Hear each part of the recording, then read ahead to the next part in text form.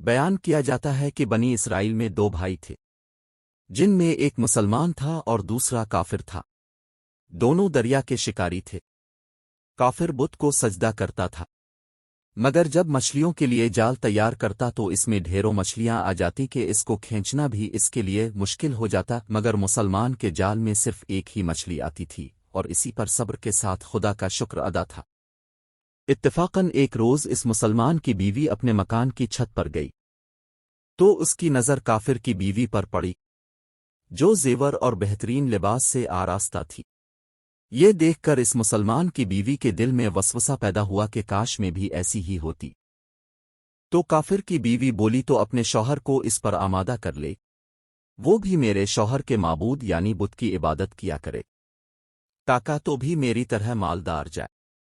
یہ سن کر مسلمان بھائی کی بیوی کچھ غم زدہ سی ہو کر نیچے آئی، اور جب اس کا شوہر گھر آیا تو اس نے بیوی کا حال متغیر دیکھ کر دریافت کیا، آخر کیا بات ہے جس سے تو اس قدر غم زدہ معلوم ہوتی ہے؟ تو وہ کہنے لگی، بس میاں تو تم مجھے طلاق دے دو یا اپنے بھائی کے معبود کی عبادت شروع کر دو۔ یہ سن کر اس کے شوہر نے کہا، خدا کی بندی تو خدا سے نہیں ڈرتی، ایمان کی دولت ملنے کے بعد یہ کفر کی باتیں کرتی ہے۔ تو عورت بولی، پس مجھ سے اب زیادہ باتیں نہ بنا، میں بھی دوسری عورتوں کی طرح اچھا لباس اور اچھے زیورات پہننا چاہتی ہوں۔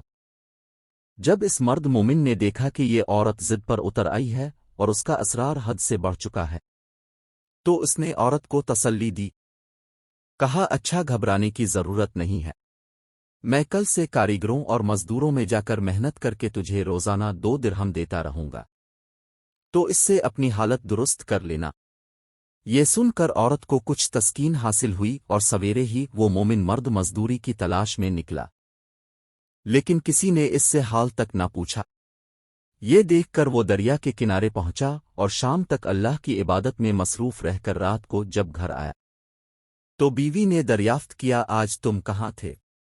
وہ کہنے لگا، میں بادشاہ کی خدمت میں مصروف تھا، اس نے مجھ سے 30 دن کام کرنے کی شرط کی ہے۔ عورت نے کہا کہ آخر وہ بادشاہ تم کو کیا دے گا؟ تو اس نے جواب دیا کہ میرا بادشاہ بڑا کریم ہے اور اس کے خزانے مال و دولت سے بھرے ہوئے ہیں، وہ مجھے وہ دے گا جو میں چاہوں گا۔ چنانچہ اسی طرح برابر وہ اپنے معبود برحق کی عبادت میں مصروف رہا، اور 30ویں رات ہوئی تو بیوی نے کہا، سنو میاں، اگر کل تم نے مجھے مزدوری لا کر نہ دی تو تم مجھے لازمی طلاق دے دینا۔ یہ سن